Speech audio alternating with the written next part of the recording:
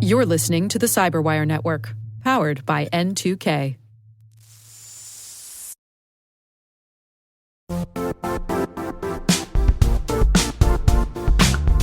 Is your AppSec program actually reducing risk? Developers and AppSec teams drown in critical alerts, yet 95% of fixes don't reduce real risk. Why? Traditional tools use generic prioritization and lack the ability to filter real threats from noise. High-impact threats slip through and surface in production, costing 10 times more to fix. Ox Security helps you focus on the 5% of issues that truly matter before they reach the cloud. Find out what risks deserve your attention in 2025. Download the Application Security Benchmark from Ox Security.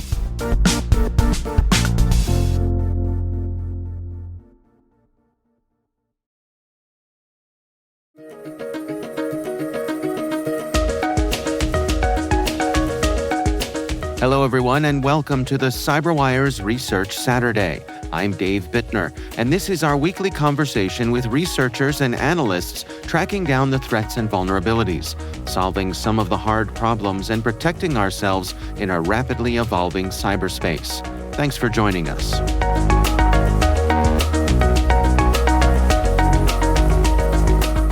Part of what we do on our team is we regularly research end-day vulnerabilities in major software vendors. And a lot of our customers use firewall appliances like the SonicWall devices. And so we stay on top of new vulnerabilities that are announced in those types of devices. That's John Williams, vulnerability researcher at Bishop Fox. The research we're discussing today is titled Tearing Down SonicWalls: Decrypting Sonic OS X firmware.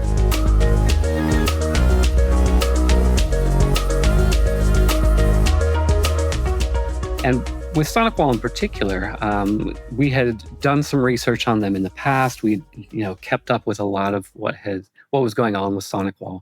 But when they upgraded their platform to Sonic OS X, suddenly we didn't have access to the underlying file system anymore. They rolled out a new version of encryption to protect those images.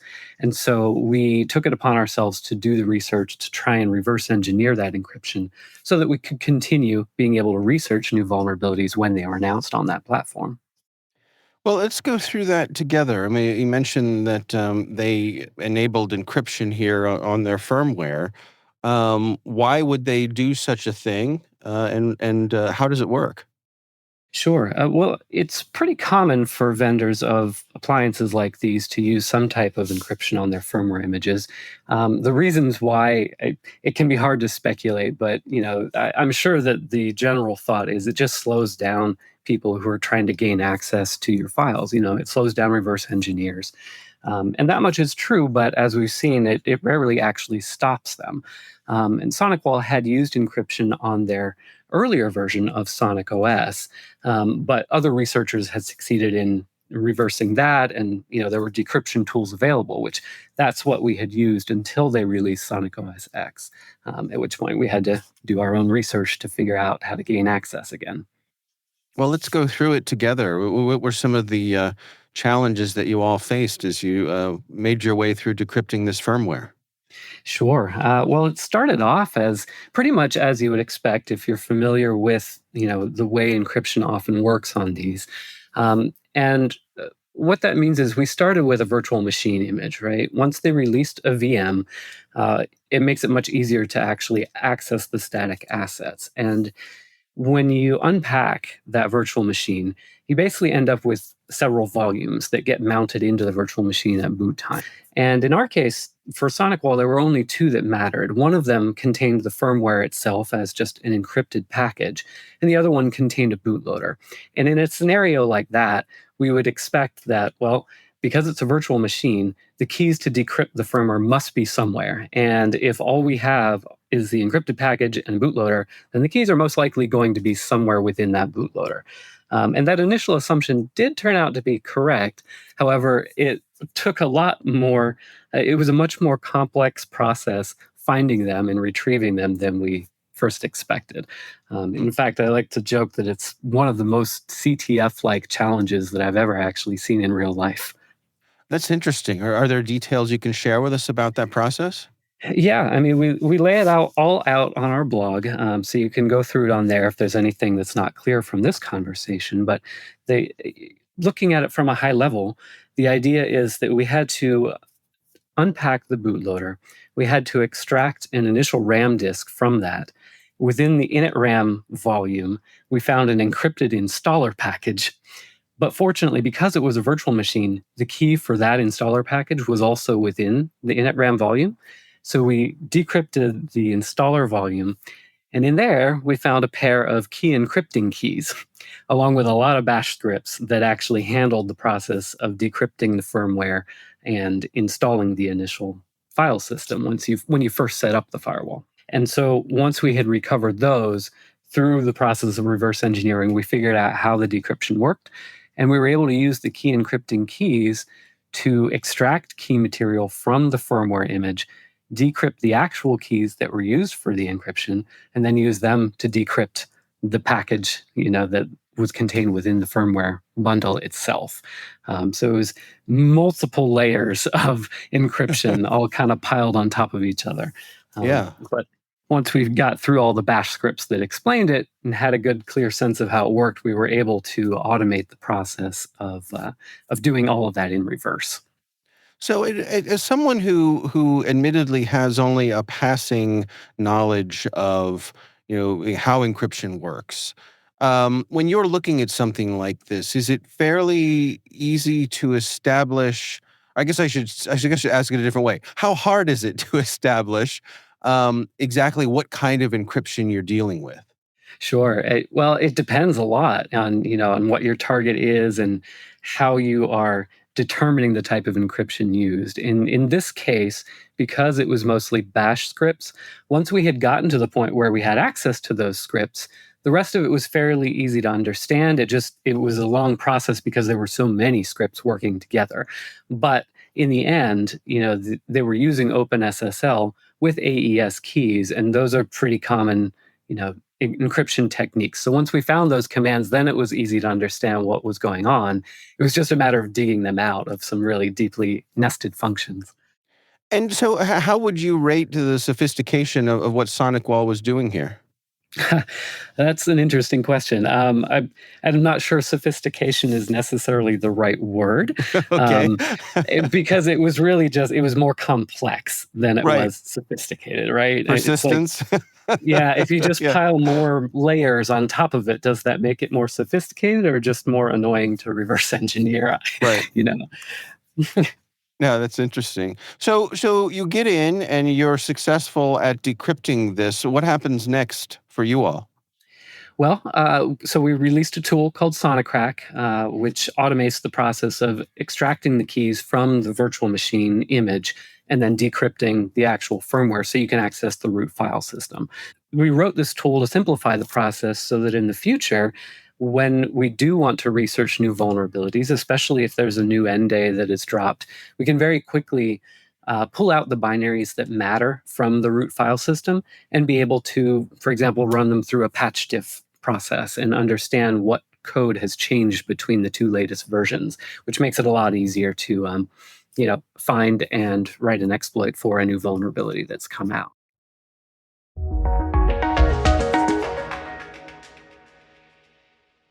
We'll be right back. Do you know the status of your compliance controls right now? Like, right now. We know that real-time visibility is critical for security, but when it comes to our GRC programs, we rely on point-in-time checks. But get this. More than 8,000 companies like Atlassian and Quora have continuous visibility into their controls with Vanta. Here's the gist. Vanta brings automation to evidence collection across 30 frameworks, like SOC 2 and ISO 27001. They also centralize key workflows like policies, access reviews, and reporting, and helps you get security questionnaires done 5 times faster with AI. Now that's a new way to GRC. Get $1,000 off Vanta when you go to vanta.com/cyber. That's vanta.com/cyber for $1,000 off.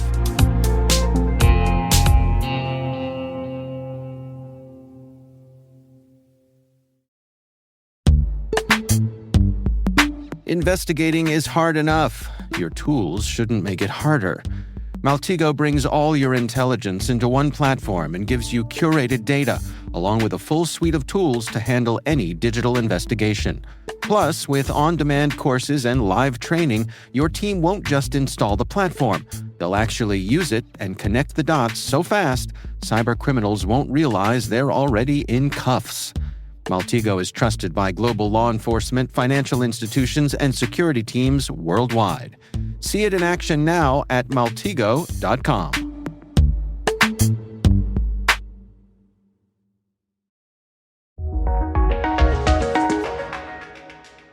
And what sort of vulnerabilities or security concerns did you all uncover here? Well, the last major one that came out, SonicWall had announced an auth bypass affecting their SSL VPN. And because we had put in the work to do this decryption, we were very quickly able to run a patch diff report when they released a patch for this issue, find the vulnerability, and write an exploit for it. And as a result, that allows us to first, warn our customers of our Cosmos platform that where they're vulnerable, so we know exactly which of their servers are exposed and can be affected by this vulnerability. But we also are able to give this proof of concept exploit that we've written to our operators so they can demonstrate the impact, and show, hey, this, not only do we think you're vulnerable based on what we see, but we know you are because we ran this script and we can prove it. And this just gives the security teams for our customers a lot more evidence to help them get things patched quickly.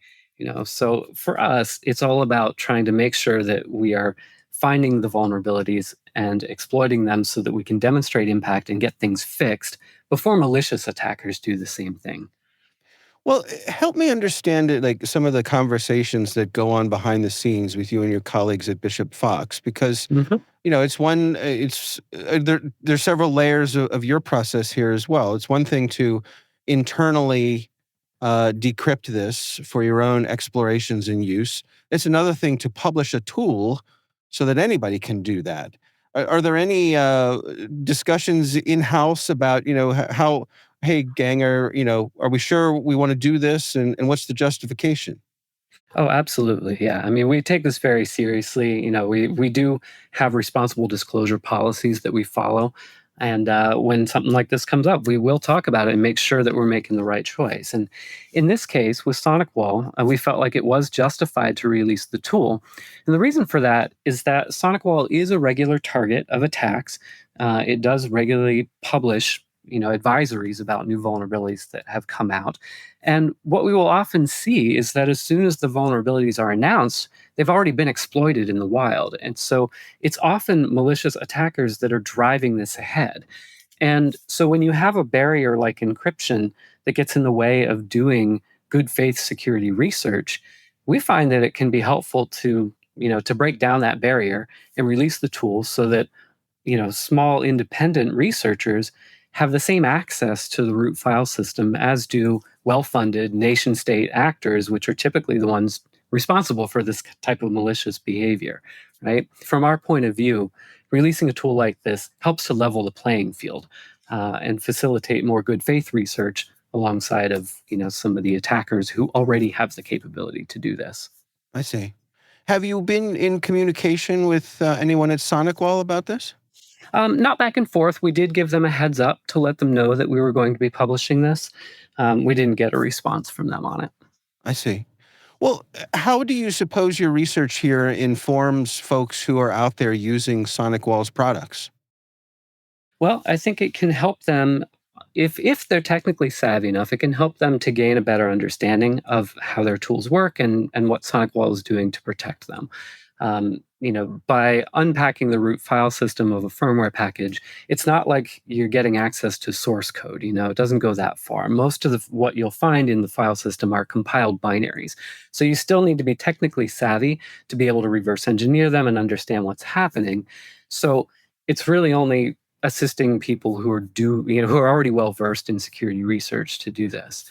But by having more researchers looking at this code and reporting bugs and vulnerabilities directly to SonicWall, it gives them the opportunity to fix things before attackers get their hands on them. And so, from my point of view, this is something that should inspire more confidence on the part of people who use SonicWall products. Do you understand SonicWall's motivation for encrypting the firmware? Yes and no. I mean, I think that from a certain point of view, it makes sense to slow down research efforts. But on the other hand, I think that when you're the developer of a software, you often fail to take into account that those barriers typically only give malicious actors an advantage, but that is what we see from our side of things. I see. Looking at sort of broader trends when it comes to firmware security, how does this research tie into that? I mean, are these the kinds of things that you're seeing that are typical for organizations to try to secure their firmware? Yeah, it's pretty typical. I mean, not all companies will go to the same length of piling on, multiple layers of encryption, but it is pretty standard. When we look at other vendors in the firewall space, they will usually have some kind of basic protection around their firmware images. Not all of them, but it's we would usually expect it. Is firmware an area of security that you feel people that it gets the attention it deserves? I think it does, yeah. Particularly for these larger vendors, the ones that really kind of dominate the market with hardware appliances, that are used to protect corporate networks. From where I sit, I see a pretty even spread of attention across them, both from good faith researchers and from malicious attackers. But we regularly hear from other vendors in this space, so it's definitely not just SonicWall that we're picking on here. Sure. Well, based on the research here, what are your recommendations for the folks out there who are using this kind of hardware? Any words of wisdom for them? Well, the main advice for consumers of this technology is it's the same as always. If you have a firewall device deployed on the edge of your network, make sure the management interface is not exposed, because anytime there's a vulnerability, affecting that side of the device or those components, having it exposed to the public internet just leaves you vulnerable, and there's no need for it to be. Even the vendor advises make sure your management interfaces are only facing your internal networks. We still see way too many devices misconfigured that way on the internet. But when it comes to other vulnerabilities that also affect, like the SSL VPN component, that gets a bit more tricky because that interface is designed to be public facing.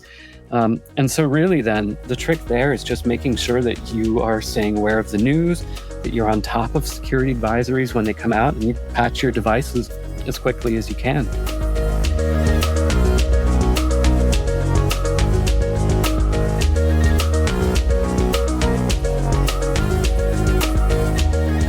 Our thanks to John Williams from Bishop Fox for joining us. The research is titled Tearing Down Sonic Walls, Decrypting Sonic OS X Firmware. We'll have a link in the show notes. And that's Research Saturday, brought to you by N2K Cyberwire. We'd love to know what you think of this podcast. Your feedback ensures we deliver the insights that keep you a step ahead in the rapidly changing world of cybersecurity. If you like our show, please share a rating and review in your favorite podcast app. Please also fill out the survey in the show notes or send an email to cyberwire@n2k.com. This episode is produced by Liz Stokes. We're mixed by Elliot Peltzman and Trey Hester. Our executive producer is Jennifer Eiben. Peter Kilpie is our publisher, and I'm Dave Bittner. Thanks for listening. We'll see you back here next time.